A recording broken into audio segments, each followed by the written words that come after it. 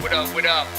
All my scientists, my artists, my philosophers, my geneticists, my roboticists, my biologists, my archaeologists, my astronomers.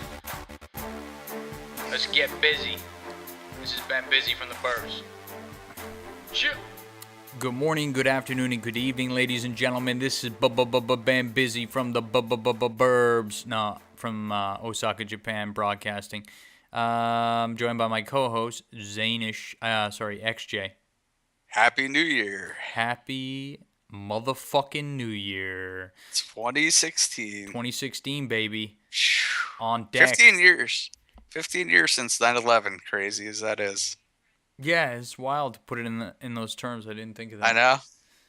Yeah, I mean, I don't know. It's been a roaring week in the news. I mean, the Cosby arrest. I guess it's been a little bit longer since the lead singer of Stone Temple Pilots died, but that's like been in the last few weeks. Yeah, he died. That was suicide, right? Oh, was it suicide by drugs? Because I know that Lane Staley from Alice in Chains had gangrene in his arm to the point of where they were going to have to amputate, and that he just locked himself in an apartment and like shot up lethal doses. That's insane. I mean, yeah. I mean, I guess for somebody who's been like that high up in the world to have to like live without a limb, yeah, is like sort of an existential deal breaker. Well, you know, it's bad when like you're not so much upset that you no longer have an arm, but right. You are upset that you no longer have veins in which to inject your heroin. Like that's right. I don't know which is worse there. Yeah, I wonder if anybody's ever had to amputate their dick from gangrene from shooting up in their shaft. Shooting up in their dick? I don't know why shoot up in the shaft. That's got to be like last ditch vein. I mean, I guess it depends on like your vein setup, right? Like if you have like a big, thick, bulging vein on the top of the shaft, that's got to be tempting. Right? Yeah, easy access. You don't have to tie off. You don't have to slap it. Yeah, you just inject. Right. You want to wait until after you shoot to slap it. Here's my question in terms of drug delivery. Why haven't heroin users like graduated to nebulizers? There's no way to like osmotically like transfer the drug into your vein via nebulization through gas pressure? I don't really know anything about nebulization, to be honest, to comment on that. I'm the wrong person to ask. Yeah, well, I'm just like that would make if you're CEO of Heroin Inc., right? You'd think that like drug delivery would be one of your main areas of research. Not to make light of this, obviously it's a very serious issue. Heroin is destroying the United States right now. Kind of ironically, given the fact that we invaded Afghanistan and have a very tough, firm anti-drug stance there, but actually poppy heroin production went up, spiked during our tenure. Well, it's because, let me tell you something. In the last year, like I strained my back. They tried to prescribe me hydrocodone. I got some glass lodged in my fingertip. They tried to prescribe me some hydrocodone. I had a cavity that was causing me like maybe a 7 out of 10 pain. They tried to prescribe me hydrocodone. All 3 times. Like that was just the automatic thing. They weren't like, have some codeine, which is like, they weren't even like, have like this prescription. In terms of the pantheon of painkillers, where does hydrocodone exist versus, OxyContin or codeine? I think it's like 90% towards the OxyContin. The OxyContin is the most powerful drug? Yeah, I think from what I understand, hydrocodone is a derivative, which is a little bit less potent and addictive, but not much. Interesting. I'm not 100% sure on that.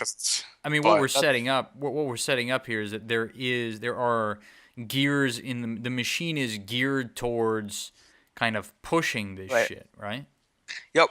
So that's your. I have a surprise thing for you. Yeah. What was the surprise? Which is totally related to this. So I think I decided who you have to support in the election at this point. Wait a minute. Hold on. Let's set this up. So. You're saying but through the calculations that you've done in the XJ laboratory, right? all of the rigorous statistics and the mathematics that went into arriving at the decision for the best candidate to support in the upcoming election. Who's still viable? Who's still viable? This is gonna shock you. I don't know if it will. I really don't know if it will. It's Ted Cruz. What? Ted Cruz. No.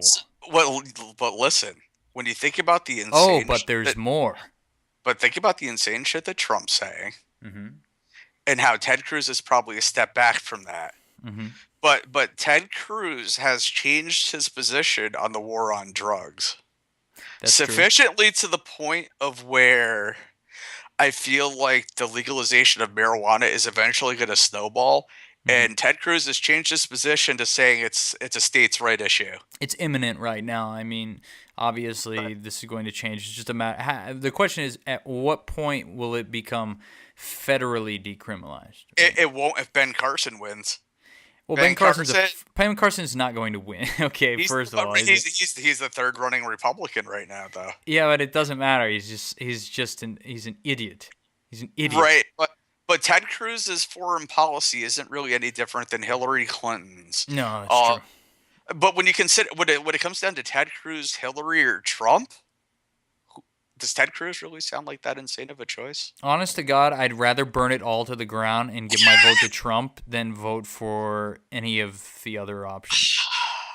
Like, look at it this way. You giving me this choice, like, all you have to do is vote for Ted Cruz, is equivalent to you saying all you have to do is vote for Huckabee. Like, it's never going to work. It's never going to happen. But here's the thing, though, right? Mm-hmm. Donald Trump is such a populist that it's descended to demagoguery. Right. Oh, yeah, he's totally that. But so, I mean, Bernie's a populist as well. But I think the socialist thing is too much of a stigma in America. I don't understand this. When did socialism become stigmatized? FDR was the most popular president in the history of the United States, it could be argued, and he was a socialist president. Democratic socialist. Sort of. Okay. Fire departments, welfare, minimum wage, There's a lot of people on the right who are against minimum wage and against welfare, but they don't 5-day work week.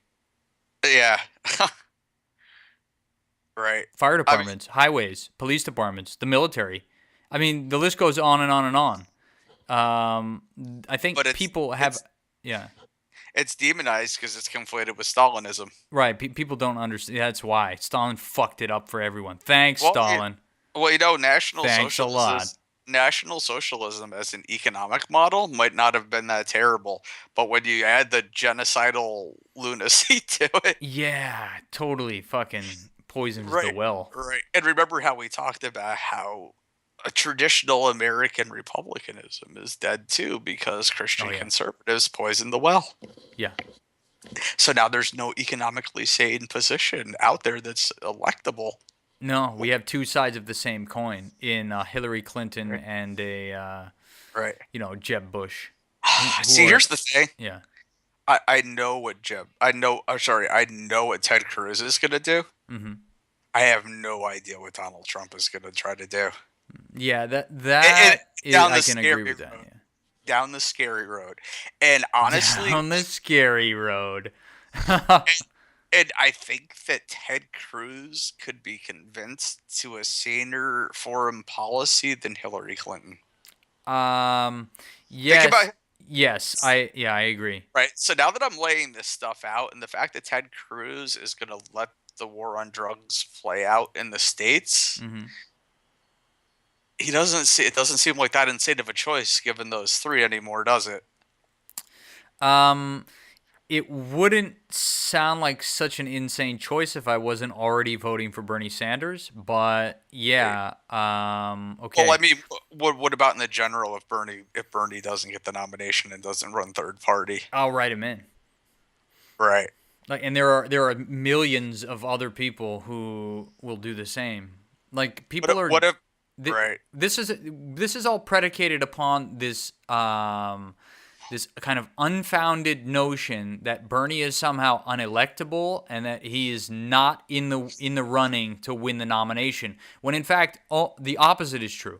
I don't know if you've been following the DNC scandal that at first was attempted to have been spun against Bernie, but is in fact coming back as kind of critical of the DNC, run by Wasserman, who was the former co-chair of Hillary Clinton's 2000 ill-fated 2008 election.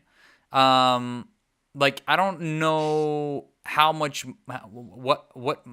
what more evidence people need to convince them of the fact that yes, the DNC has been rigged, and they're curating the what do you got what was it called, the constituents or the demographics.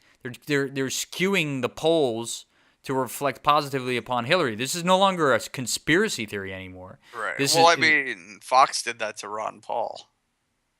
What do you mean?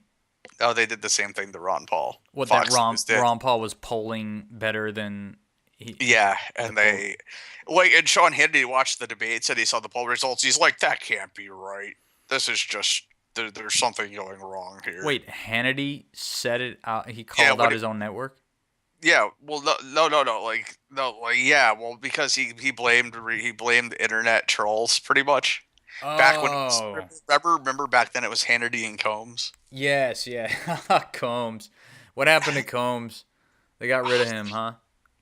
He got old. He was old. It was just like they looked for the weakest looking liberal, quote unquote, that they could find. Right. So that, Hannity would just look like a fucking stud next to this, Gollum-esque like character. Yeah, he did come off as kind of spineless, but what Democrat kind of doesn't? Yeah, that's true. Except maybe Kucinich. Yeah, Kucinich, or like maybe, I don't know. Did John F. Kennedy come off like a bitch? I don't think he came off like a bitch, man. Yeah, but that was like 60s, and plus he was like he's from a mafia family. That's true. Yeah, that's right. You're not gonna bully some fucking rum runner. Yeah, no, you're not, right. What about Bill Clinton? Is he kind of a bitch? I don't know. His relationship with Hillary notwithstanding. Oh God. Oh yeah. Who wears the first husband relationship? The first husband. Yeah. Would you take that as an insult? Like, how would you regard that? Like, would that offend or upend your masculinity? Even if it did, he can't say anything now because of the social justice warriors. No, of course not. They'd crucify him. They would swarm. I think there's always kind of like a cloud of social justice warriors, like in the Twitterverse, circulating Clinton. You know what's ironic, though? What's that? The social justice warriors would now more morally shame Bill Clinton for the Monica Lewinsky thing for womanizing than the radical Republican Christian right did. Yeah, how weird is that? So it's like, okay, congratulations, social justice warriors. You're now in league with, right wing, like basically that woman who was withholding marriage certificates. Right. That you're basically in league with that woman now. Congratulations. Yeah. Oh, they had Thaddeus Russell was back on Rogan again. I need to check that out. Yeah, I heard it. It was pretty good.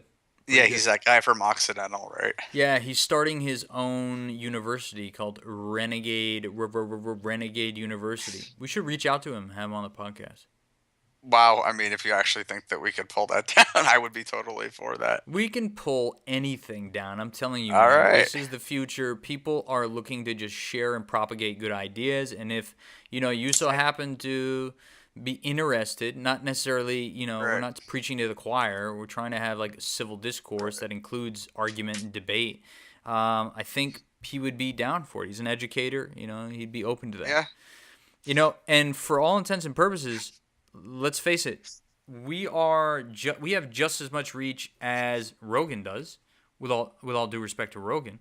And there are people who listen to our podcast that don't listen to Rogan's podcast. You know what I mean? So in order to propagate his message or promote his university or whatever, of course he would seek any vehicle, provided people are intelligent that he's talking with. Obviously, if it's the fighter and the kid, Thaddeus Russell doesn't want to go on the big old fat K and talk shit.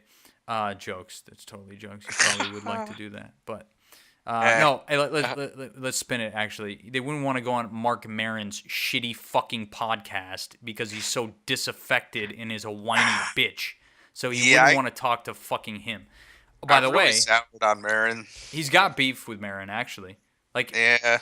Maron blocked him on Twitter. Really? What kind of bitch move is that? I fucking hate Marc Maron. Marc Maron, I fucking hate you.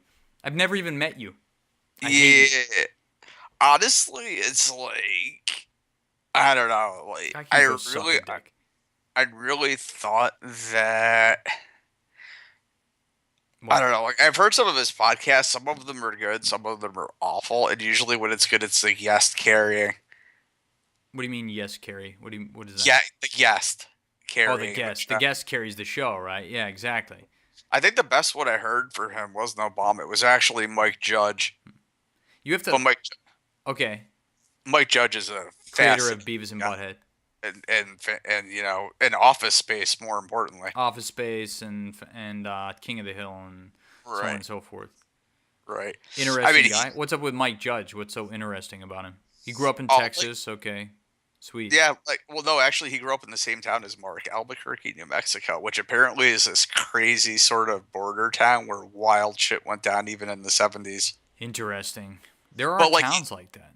Yeah, they talked about it, like his history and like how it took him like 6 weeks just to do like 2 minutes of animation for a Beavis and Butthead short, like painstaking. That's awesome. Yeah, he just had a really fascinating story. I don't think that Marc Maron really drew it out of him, though. Yeah, can we go back to bashing Marc Maron for a little bit? So anyway, Marc Maron's a bitch for... Here's another reason why he's a fucking dumb fuck. Is because he's so fucking full of himself. He thinks that... He does like this opening monologue thing, like before his show, where he talks shit. And it's like, bro... Just shut the fuck up. Just get to the fucking guest. God, you suck dicks. I fucking hate you. Just go. At least Rogan's thing is his ads. And then he'll say I love this guest because of X, Y, and Z, and here we go. Yeah, exactly.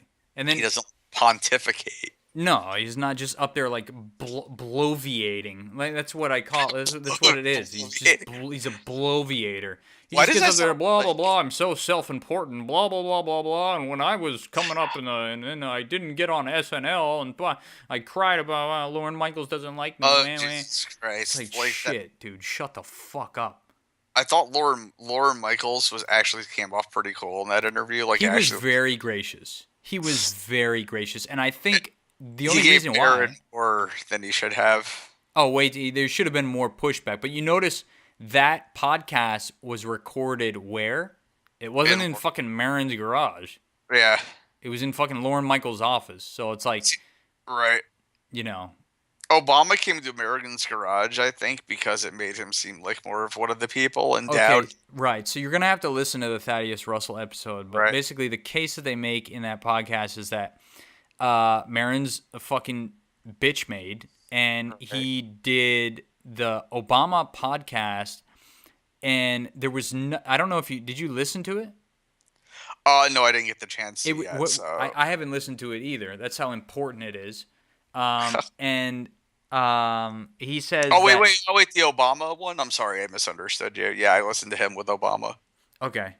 I'm sorry, I thought you asked if I listened to the Thaddeus Russell one for some reason. No. I didn't either, and I'm like, oh, wait a minute. So the criticism about the Obama thing was that there was no pointed questions. There were no pointed questions. It was like basically a press conference for fucking Obama, and it was fucking Maron just gloating, just like basking in the fact that he was able to have a POTUS on his fucking podcast. Like, okay. Big fucking deal. Where's the journalism? There was none.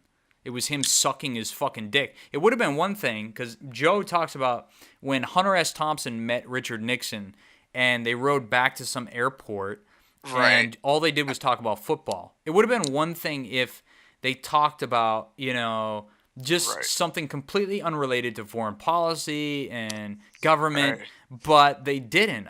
So far as I know, and I haven't listened to the podcast, and I don't intend to, it was just talking point after talking point, like him talking about different policies and different policy decisions, and Marc Maron just basically being like, like,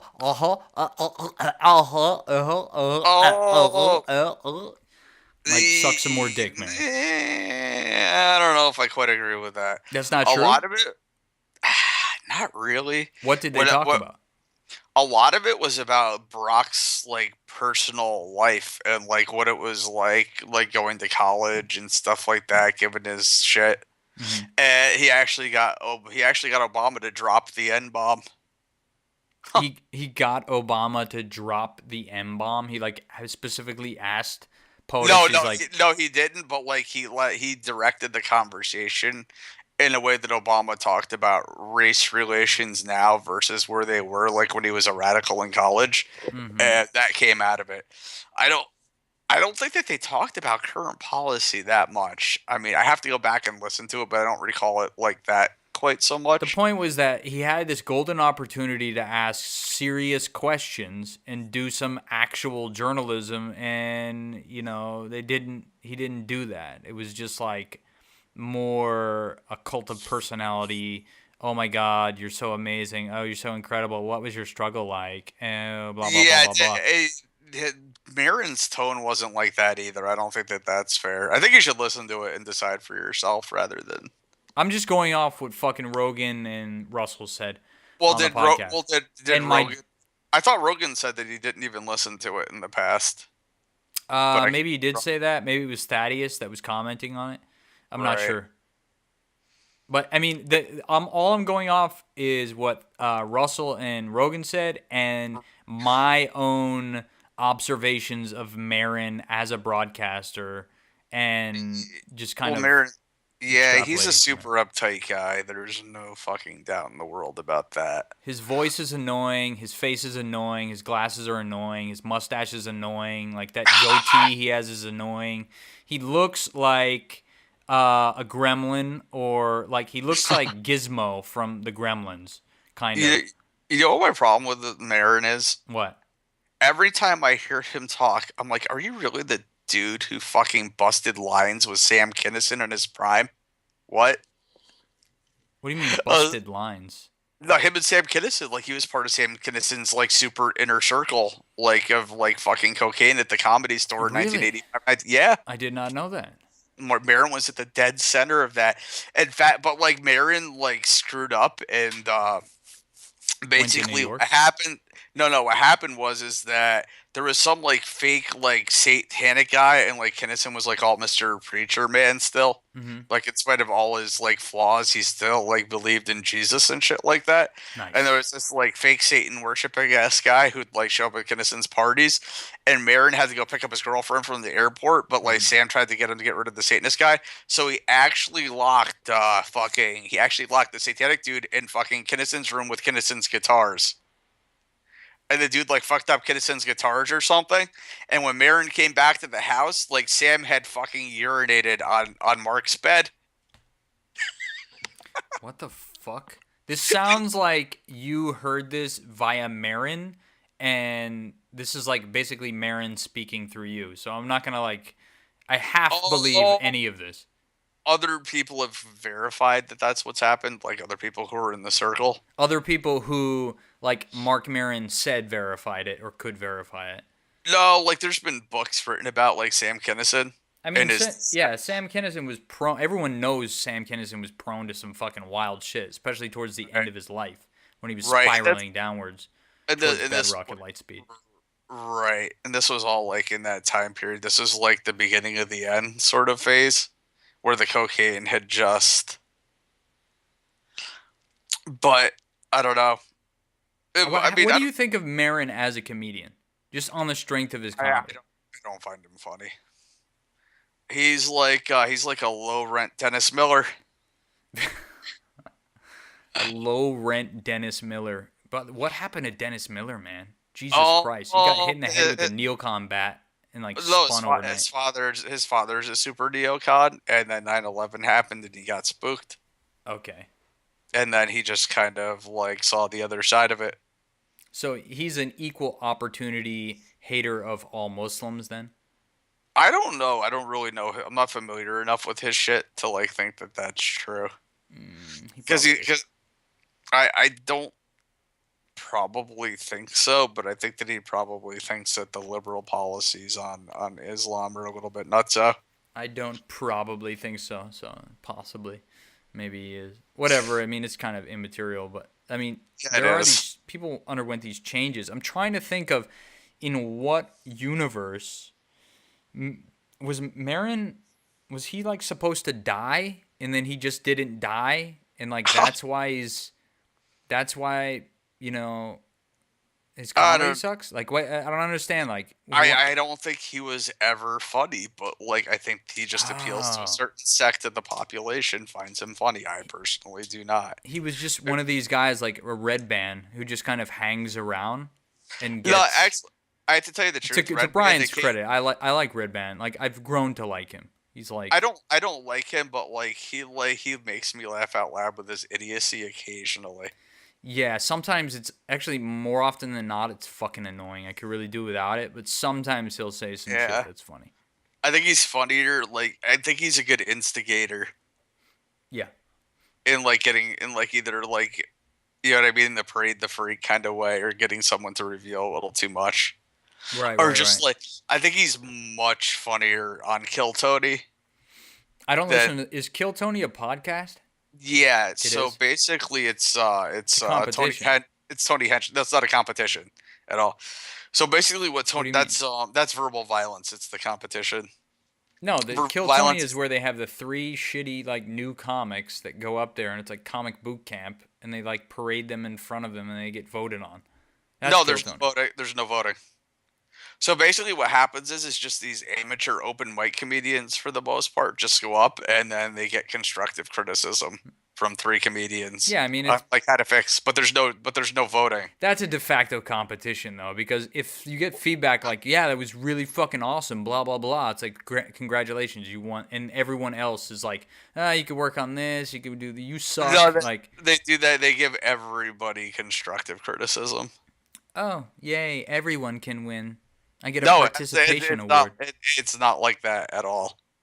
It's more like even if you do good, they say, "Well, you still could have done better by changing this, this, and that." Like they offer them like, so like say somebody tells a joke, they give them like good tags for the joke, or tell Hmm. them like how to deliver it in a way that's more effective, Hmm. or yeah, the whole thing is like because basically what happens is that Tony Hinchcliffe is educating the masses Hmm. and cutting some corners for people on learning what not to do before they ever even get on So we stage. just have better comedy overall, which I think is a great mission. If Right. that's their mission, I think that's fucking Yes. fantastic. Joey Diaz is that way too. He talks about it a lot. He's like, he goes, I spend all my time nurturing up and coming comics because I realized that they're my future. And he was talking about like all how awful a lot of the old men at the comedy store were to him. Yeah, Like when they first came there, and he said he's because of those shitheads that he like goes out of his way to help young comedians, just despite those guys. it's pretty awesome. Yeah, friends of mine have like an actual somewhat. I guess they're either related to him or they have a working relationship with him or they're just really good fans and always go when he's in Boston. But like they're always smoking cigars together and they go and see the show and it's like, Yeah, one big happy family. that's what I've heard. Like all those guys, there's like a group of them. Like, and there's some people that seem to be on the periphery a little bit, Hmm. like Nick DiPaolo and people like that. Mm. But it like the core group seems to be like Duncan Trussell, Joe Rogan, Ari Shafir, Yeah. and you know, Ari Joe. hasn't been on the Rogan show in a while. Yeah, but that's because Ari's living in New York full time. Or is it because he has a fistula in his ass now? I Dude, don't think Ari's so. ass is I mean, I don't know if it's still fucked up, But Oh, he literally had an anal fistula. I know. I mean, he had a massive. It was like prolapsed and new, Oh, as the French really? say. Yeah. Oh, I thought you were making some joke that like he got like too famous for Joe and he has to stick up his ass now. I No, thought, no, no. I mean, like he actually may have a fistula in his ass. Like it's like. well, he should have bought the squatty potty. Yeah, we could all use this squatty potty. Why don't they I'm just thinking, design them like that now? I don't understand. Like we've been doing yeah, it wrong the entire way. Or we could just have Japanese toilets that are like probably in the ground. it's probably a patent. The It's not gonna Americans work. are way too fat for that. Yeah, they would fucking break their knees. Like there would be no way. They'd be falling Yeah, backwards. remember those toys, the Weeble Wobbles? They were like Yeah, these the Weebles wobble, but they don't fall down. That's like the opposite of fat Americans. yeah. How unfortunate is that? We're too morbidly obese that we can't even defecate correctly. I don't know. There's a lot of treatments on the horizon to treat obesity with like fecal transplantation and so on and so forth. Like we're learning more about gut flora and how it informs Right. like all manners of diseases, including certain neuropathies and different like what is it? What are they called? Schizotypal personality disorders Right. of all flavors. I understand that Hitler developed a very good weight loss program that was effective. Interesting. Did this involve baths of ice and forced labor with little to no food? Yeah, yeah. Pol Pot may have gone that road too, and maybe Stalin a little bit. Who else is a famous in this? Starver. Yeah, starver. Who else is a famous starver in the last like 20 years? Oh, 20 years? I Yeah. don't know. Like the biggest things were like the Ukrainian farm switchover and the Great Leap Forward, Okay. which You, were Cambodia and Eastern Europe from I thought the Great Leap Soviet. Forward was China. Oh wait, no, what am I thinking of? There was some initiative that Pol Pot put forward that got people to starve. No, wait, I'm sorry. Yeah, no, I'm thinking of Mao starving people, not Pol Pot. Yeah, it's China. Okay. But You'll have to forgive my New Year's that's all right. And this tipsiness. segues perfectly. Actually, I want to know, um, in terms of 2016, what is going to be the biggest news story of 2016? Go. Oh wow. You dropped that one in my lap pretty quickly. Oh yeah. I mean, obviously, the election Okay. is going to be the biggest news story throughout the year. I mean, outside of Yeah, individual that's true. events, I think that Oculus Rift is Hmm. going to be more wildly successful than anyone imagined. I love the fact that you said that. You made that specific prediction because some jackass on This Week in Startups podcast, his name Uh is huh. Dave Matthews. Yeah, so that's like basically all I have to say. Dave Matthews made the prediction that Oculus Rift will be the most embarrassing failure of 2016. That no one will buy it, and I'm thinking, like, is this guy a fucking moron or is Yes, he he just a is. fucking moron? Yeah, he's just a fucking moron. Okay, All right, he all right. First of all, just POV porn alone will yeah. sell millions of those. Oh, absolutely. I mean, we're talking about like finally VR coming into its own and actually I landing with a significant impact. I Like, I don't know a single PC gamer who is not buying Oculus Rift, not yeah, one. so I And have I know, no idea what this guy. You know why? It's because if you look at his resume, yeah, he's a failed technologist. He's a failed hardware guy. He had a company called Digital Convergence Corporation. Well, sweet right. fucking name, man. Number one, and number two, he had this really shitty product, which presumably during the day was awesome. And he says, "Oh, it was ahead of its time, man." Because basically, what you do is it was called QCat, and it was basically this thing. It was a scanner, fucking whatever the fucking I forget what the connection protocol was called, but Right. you plug it in. It was like SCSI device. You plug it in, and it has a barcode reader on it, and it fucking reads the barcode for all your shit, so that you can basically catalog all of your stuff, be it DVDs, CDs, etc., and it failed miserably. And of course it did. Like, who gives a shit that like only autistic people care that much about cataloging? This is exactly my point. We have a guy who's now because he was he had a failed startup. Now he became he's like a wonk. He's like a wannabe wonk. He's like some kind of fucking techno pundit, and he makes the assertion, yes, Oculus Rift is going to be the most significant failure of 2016. VR is going to crash and burn. It's like,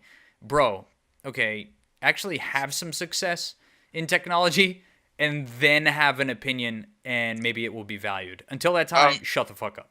Oh, okay. There is one contingency in which I could see Oculus Rift crashing and burning. If Sony Morpheus fucking steals the show?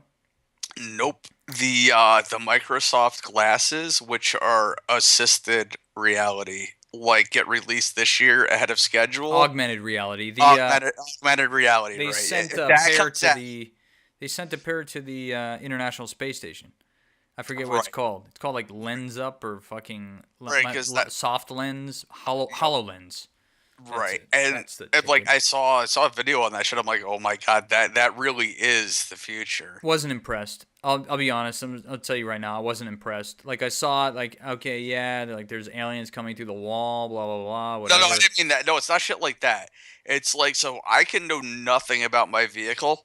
Mm-hmm. And I can just look at the engine with this thing. It'll pull up the schematic, match it online, and it will like step by step show me like how to replace a part of my engine like on my own through augmented reality. That's awesome, right? But the thing is, yeah, it's just Microsoft doesn't have a patent on AR though. That's the thing. It's like it's not just. It's also like take Magic Leap. Magic Leap is supposed to be like head and shoulders above. I bet there's so much corporate espionage and attempted corporate espionage happening now between the Magic Leap and fucking Microsoft and so on and so forth. I think that augmented reality, if it were to be released this year, could overwhelm or saturate a market and crowd out Oculus Rift and Sony's thing. Not for gaming, but for like... just for stuff like that. I mean, like, imagine if I'm just like walking around with these glasses and I'm farming and I'm just looking at a plant. It just Google image matches the plant and pulls up all pertinent data on the plant and tells me like how much water it should have. Is it poisonous? Right. And then, did you hear Google's releasing these contact lenses that measure your blood sugar for diabetics?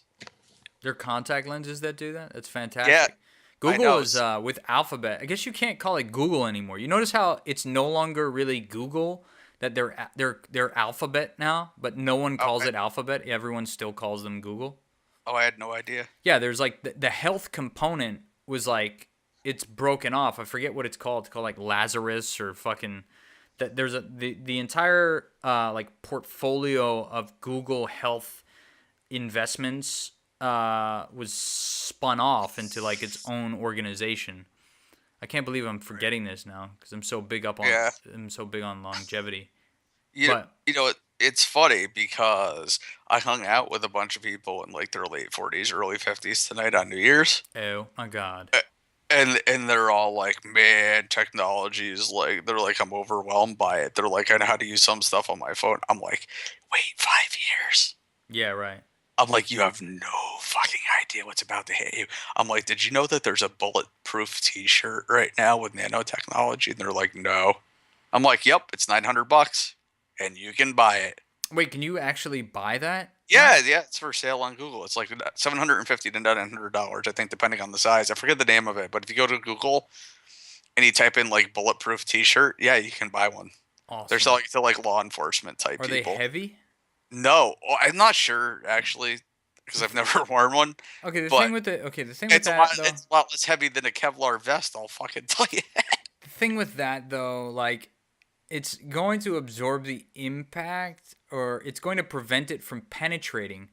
Which is where most of the damage is done. Yeah, but imagine if you got punched at that velocity. Like, you're going to be fucked up. Like, But it's better than being dead. Yeah, it's true. I mean, think about rubber bullets. It'll probably be comparable. It'll probably like make it like 110% firepower rubber bullet hitting you. Yeah, yeah. Or maybe 120. But the fact that that's just an option. I mean, like with all these mall shootings and stuff like that, do you think if like they got that down to like $100, that those things wouldn't fly off the shelves? Yeah, true. True indeed. But like no, so like I think that augmented reality could supplant virtual reality for most people. I don't know about that because think about like the entertainment options. Like people are going to want fully immersive environments. You're not going to want like when I'm watching like VR porn or whatever, I'm not going to want to like see stuff, Yeah. necessarily. Maybe I want to be on a beach, huh? XJ, what about that? I want to be on a beach. You don't want to let me be on a beach? Just let me be on a beach. Until you have an app on your fucking assisted reality that has a DTF logo floating over every easy girl's head. DTF. That's like the new Tinder. That's like the new killer VR app. Dude, I saw this license plate that said DTF 420, and I'm like, that's the best advertising license plate ever. Lol. I mean, seriously. That's so good, isn't it? That is pretty awesome. So predictions for 2016. You're saying the election is going to be the number one news story and VR. My predictions are thus. Hold on. Let me go deep into the concentration well of my I have more eternal Those power. Were just the first two that popped in my head. I'm going to say that I don't know. All I see is like can foresee is obviously technology continuing to accelerate into the J curve, and I don't really see. Okay, here's what I do see. I see the climate issue becoming really scary and like in need of immediate remediation. I see it like bursting through like our normal like kind of safety net of us being kind of like, okay, that's over there, that's not here. I see that like really disappearing. I see California in particular being seriously affected to the point to even a greater extreme than they already are with the drought. You know what I think? What? Actually, they're saying that this is going to be a super rainy winter season for California now. That's great. Because of the El Nino effect. Yeah. Like, that's the thing, because it's like we're having crazy weather right now, but they actually said that it's more El Nino than climate change. That being said, though, I think you just tipped off something in my brain that made my spidey senses tingle. Activate. Maybe one of the biggest stories this year might be, like, all of a sudden, all this crazy shit about the Fukushima radiation hitting California starts to surface with people getting sick. Oh yeah, I mean that's certainly an issue. I mean it's happening. You know what I mean? Like maybe all of a sudden but like stuff like that goes silent because like I think the biggest news story over the last 10 years that got lost is the fact that more people have died from pulmonary illnesses since 9/11 than died on 9/11. The first responders dying like in droves from breathing in like fucking poison plastic gas and asbestos and all that down in lower Manhattan. Right. And this is why Jon Stewart had to actually go to Capitol Hill to like get that bill passed. And then I don't know, name any congressman they like didn't vote on it or they like took it out of the bill or some shit. Yep. One thing that I predict is that Obama may do some sweeping things before he leaves office by executive order. You think he'll decriminalize marijuana? I don't think he has the power to do that. It's an executive order. Can't the president? The president can't declare war. Yes, he can do a 90-day limited military action. 90-day limited military action. That's it. Like he can't. Right. But I mean, we're talking about, marijuana. Like, the biggest thing that could possibly happen is a Supreme Court justice dies and Obama gets to appoint one before he leaves office. That could be gigantic. for the future of this country. Is it true that you can't take photographs inside the Supreme Court?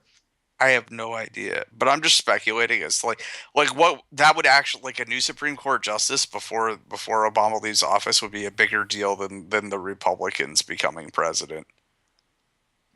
I think, especially if it's somebody like Clarence Thomas or Scalia. Yeah. That could really tip things in the other direction. I don't see, like, Republicans always talk about abortion, but you notice they've never actually pushed Roe v. Wade to the Supreme Court level again. I haven't noticed that. I think it's that like if you were to ask them, they would say we're trying, and we look forward to the day when Roe v. Wade goes back up before the Supreme Court. I don't think it'll ever get there, though. I don't think that there's, like, much of a thing for them to try to push it there. But because I don't think they're... Explain for the listeners. Let's do a little history lesson here. Roe v. Wade. What's the background? So, who is Roe? Who is Wade? I'm not that familiar with the details of the case. Okay, moving on. Let's change the subject. Other people can look it up. But what I do know is that it was a Supreme Court decision that legalized abortion federally. Mm-hmm. So that became, and from what I understand, like, the federal government has mostly sided with the states on state right issues in the last 5 to 6 years. Mm-hmm. So that being said, though, what I really want to talk about is, why isn't it a bigger deal that the DEA lied to Congress intentionally about medicinal marijuana? And then it got... Yeah, because I'll tell you why. It's because people were used to just business as usual. Meanwhile, the ground was shifting underneath their feet. And when this came about, they were like, oh, okay, yeah. Okay, that's fine. That's whatever. The people, there's a change of power that's currently happening. There's like a transition occurring, and unfortunately for us, the good guys, we are not fully in power yet. You know what I mean? Like, there's still a lot of the old guard, like, in positions of power. That's why there wasn't more of a crackdown. Like, that's why there wasn't more of a crackdown on Wall Street after the 2008 financial collapse. You know, it's because there's still a lot of the old guard that's comprising those ranks. But I see that changing. In 4 more years, and just 4 more years, enough baby boomers are going to die that it's going to shift the electorate. Who is emerging as the new kind of... My generation. 80s babies. Generation X. Generation X. So basically like Ben Stiller's generation. Anybody between 1960 and 1980. I'm like at the very, very end of Generation X. Is Obama technically considered a baby boomer? If he was born between 1945 and 1960, I believe so, yes. Yeah, so he's like, even if he wants to, like, no matter what he says, he's old economy Steve. Right. See, I think that Generation X has an interesting thing to play. How so? Because I think that Generation X disappeared under the radar for a good 15 years after Y2K. And I think Generation X is going to reemerge as a political powerhouse. Is Bill Gates, he's a baby boomer? Yes. Anybody who's over 40, anybody who's over 44 is a baby boomer. Between 44 and 60. Steve Jobs, baby boomer. Right. Steve Wozniak, baby boomer. Steve Ballmer, baby boomer. Yep. Bill Gates, baby boomer. Like, all these tech guys. Right. It's like, how would you characterize Generation X? Like, how would you characterize, like, name some people that you would say are like, that typify Generation X? Ben Stiller? Because he was in that movie Reality Bites with Winona Ryder. I think Sam Harris is Generation X. Sam Harris? Yeah. Kind of disaffected, like, kind of disenchanted with, like, nominally atheist. Joe Rogan is Generation X. Rogue. Even like all those podcasters that you listen to are Gen Xers. Marc Maron is not Gen Xer. No, but Joe Rogan, Ari Shaffir, Duncan Trussell. Yeah, the cool guys. Joey Diaz, they're all Gen Xers, and I think Gen Xers are just starting to come into power now. I think that's great for the world. It is, because my generation, so I have an advantage that you didn't. I got to live my whole childhood without the internet, and then I came into it in young adulthood. How old were you when the internet came into being? Oh, jeez, I don't even know. Maybe 16. Yeah, see, I was about right. I'm in 12, my late 13. 30s. Right, I'm in my late 30s now. But that I'm 6 in my years mid-30s. Right, that makes such a difference, though. Even just 4 years on that front. Yeah, I can. It's true. Because I didn't have the internet warping my formative years. I had that real still last semblance of key socialization. I think we should be careful to say when you say a word like warp, I'm thinking okay, then this is a negative thing. This isn't necessarily a negative thing.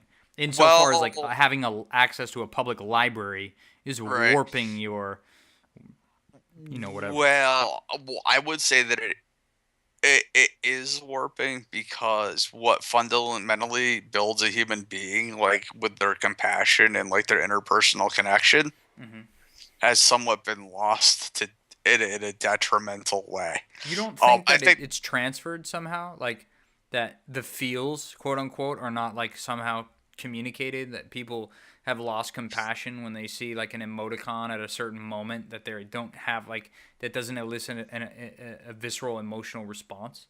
I don't think it's nearly to the same level as watching a human being weep in front of you now. But then you can say that because you haven't really lived that person's life. There are a lot of kids who maybe had a friend die, and they had a funeral for them on World of Warcraft or fucking whatever, and it was an actual visual, and they were weeping. They were crying. I attended and sort of semi-hosted an online funeral in 2010. And I've been to many in-person funerals, and it's not even close to the same thing. What about when we have VR? I don't understand. I think sadness, whether it's expressed digitally or whether it's expressed face to face, is still sadness. You can't qualify. But the problem is that there's key things that happen in person that aren't replicated digitally, like pheromones. Okay. For That's instance, a big one. That's huge, by the way. Pheromones. Yeah, is I know, right? We haven't even broken ground on pheromone communication control. Right. That's huge. Our sense of smell is supposed to be much more finely acute and directly wired into our hippocampus than we ever imagined. Whatever. Yeah, right? than we can even begin to imagine. Yeah. So how much of empathy is lost without pheromones present and face to face, and plus there could be other subtle things in body language that aren't even accounted for, micro cessations or whatever, small subtle muscle movements that are just right, micro expressions have become a huge thing in face to face poker. And just subtle cues and tells and things like that. People are oh, I just have the sixth sense about people. It's no, you don't. You have a highly attuned advanced pattern recognition thing. It's I bet an elite FBI interrogator has interrogated so many people that he just gets a twinge. Yeah, but he gets that spidey tingle in the feel. Yeah, but who's to say that this ability to kind of discern some kind of underlying emotional state or whatever hasn't somehow just been transmogrified by the inexorable, forward progress of technology and human evolution, whereby you still have those abilities. It's some different form. You can extract from text based on the timing and the context, whether a given phrase is meant to be taken sarcastically or whether it's meant to be taken seriously. I gotta tell you the truth. Yeah. I'm probably one of the most efficient text communicators I know. Okay. Well, I mean, well, you have to consider the fact that like I've been arguing via text for 20 years in a philosophical way.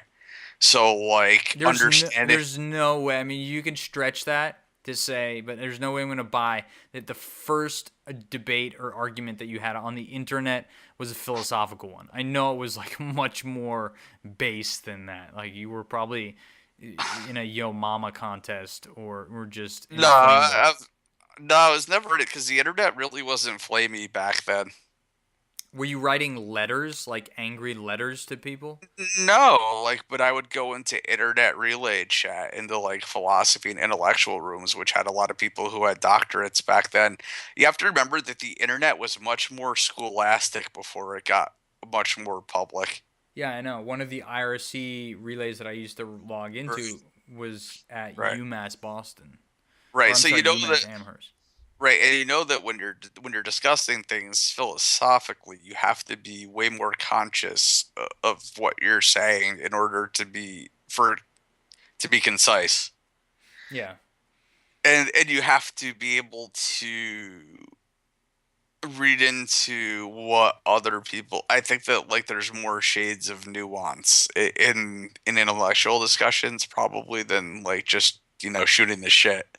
Mhm. But that being said, I just have a lot of practice, right? Mhm. Is all I'm saying. I've spent literally like maybe 30,000 hours of my life Mhm. like discussing things with people on the internet over the Right. last 20 or so years. Yeah. Like exorbitant amounts of time. And even I, with all that experience and back and forth, still have constant misunderstandings with people via text. Maybe you're just not good at it. Well, no, because I see other people like having the same thing. Because it's more difficult to. Because let's be real, right? Like when you have a professional author who's super skilled Mhm. at sarcasm and convey and understanding the nuance of dialogue, and they get to control both sides of the dialogue. Well, you just triggered something in my brain. Oh, sure. The God. internet is making us all better authors. That's probably true. Insofar, well, not fiction, but like it definitely makes us more articulate, I think. Especially when you consider how often and how freely people get called out on here. Yeah. But I still think that it's more difficult to convey sarcasm via text without vocal tone. See, that's No, my whole you can convey sarcasm with ellipses. People do it all the time. right. But like, if you were like writing an actual story, like I know what you're saying, but like a lot of people, I don't think that You're most talking people about take. writing an actual story. I'm not talking about fiction. I'm Yeah. talking about internet communications, like person to person communication. You're making the case that people can't detect empathy or sympathy or well emotional Uh, states, and no, I'm what saying I'm that they saying, can. no, I'm not saying that they can't. I'm saying that they're operating with less information than they would be in person. And maybe it's like I don't know. I haven't really fully thought this out. I need to. Well, But I've always this is an interesting departure for conversation though. Like how much have we become, kind of impersonal right, as a result of technology, right, and or like, contrary to that, what if we've just developed these amazing like extraction and compression algorithms in our brain right, that we're somehow able to extract all kinds of meaning and have it be accurate right, from a line of text than we once were. right. Well, I mean, what I would say though is that I think that most of us, even still, Hmm. aren't used to really having to say what we mean. Yeah. And so, especially when we're thinking off the cuff, we like really bumble through it. Right. But I feel like I don't know, man. I watched Louis C.K. talk about like the whole like internet I thing. fucking hate And that guy. do you really? No, I love I don't really I like I think he had a fucking good love point though. Louis C.K. But I love fucking shitting on him. It's so fucking Well, awesome. he had a really good point though, where he was like talking about how like about internet bullying and stuff like that, Hmm. and how kids are just trying stuff out, but they don't see the facial Right. reactions. Yeah. Exactly. Yeah. No, that's a valid point there. Right, VR and so VR can change all of that. VR that could that's inject, true. you know what I mean? Like VR could take us to a place where it's like suddenly any gap that you're making an argument here for there being a gap. With VR, there's a potential for that gap to close, or at least close Right. more, if not fully. Right, but there's still the assumption that there isn't some like undecipherable layer of information Yeah, I that's agree. being transferred from person to person that I we may. totally agree. I agree with Yeah. that. Like the pheromones is fucking huge. Right, and Huge. how do you get a computer to like? I mean, when you Produce pheromones. right, like everybody probably has their own like unique pheromones. Yeah, exactly. Right, and it's just an interesting thing. It's very interesting. Pheromones are interesting. We Right. have to break now, but I want to do some follow-up research, maybe get like a Right. professor of pheromone Right. I don't know, science in here to talk about Right. it, and maybe I'll do some legwork and take a look at what Right. technological solutions have been, Right. attempted Right. to resolve this. Right. I just want to make a clarification though. Yeah. I wasn't like trying to pass myself off as like some guru of Oh no, like you did. You did communication that. or something. You basically said you were the Deepak Chopra of internet communications. So Right. yeah. But no, I'm just saying that like even like as I still go to text or chat rooms that are still partially text based, and I Yeah. see Oh, yeah. nonstop misunderstandings when Mhm. it's on text, and I see it happen less when people are like talking back and forth on camera. Or on voice or whatever. Right, even on voice, but like voice and camera, it seems to be even less. And I noticed that people who are on camera Yeah. both tend to give people less shit and get less shit It seems in like terms. you're not able to really you're using yourself as Right. the experimental apparatus here, right? Right. Well, I mean, I can only go by because I doubt there's any real studies on video chat But rooms. what you're It's saying, yeah, what you're saying is that you've had a conversation with the presumably you'd have to have it with the same person, although not necessarily right.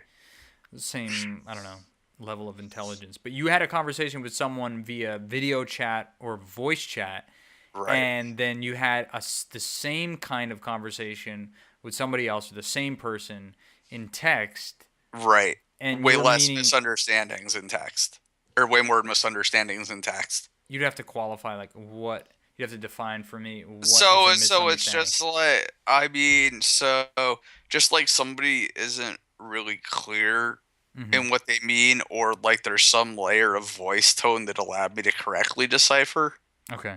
what it was that they meant.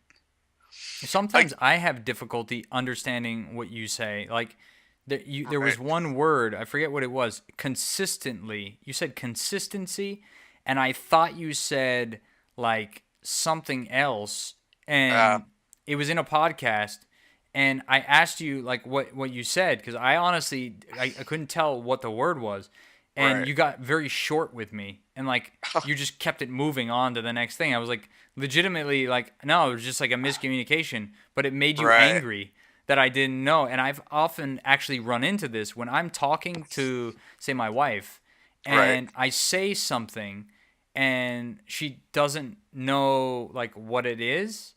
right, I say it again, and like my patience is running short, and whenever you have right. to ask someone Yep. to kind of repeat themselves, that's like I bet it happens more in person though, because like online you can like quick go to Google, Mhm. but like if you whip out your cell phone in the middle of a face-to-face conversation, that might be a little douchey. Maybe not. I Yeah, think if you're not as much. if somebody's like you're pontificating, you're like Siri definition pontificating. Yeah, yeah, That's, right. doesn't that seem a little Fucking fucking Siri. ridiculous? That brings us to the end of our podcast, though. Right. I want to thank all of our listeners for listening. We are starting the new year, 2016, off with a blast. The Yeah. first 100 users to donate to the Get Busy podcast in an amount of $10 or more receive a free email congratulating you on your donation and thanking you very much for your patronage. So definitely be the first one of those 100 to get that sweet email. No, we do need to incentivize people donating. I don't think our wit and our intelligence is enough, Zanish, and our sexy bodies. Well, my body. Free sex. Oh, should we give people free sex? Okay. Oh, I thought of a good closing thing. My slogan for who you should vote for in 2016 is with Cruz, you lose slightly less. Perfect. We'll end it on that note. Ladies and gentlemen, thank you very much, and thank you, XJ. You're very welcome.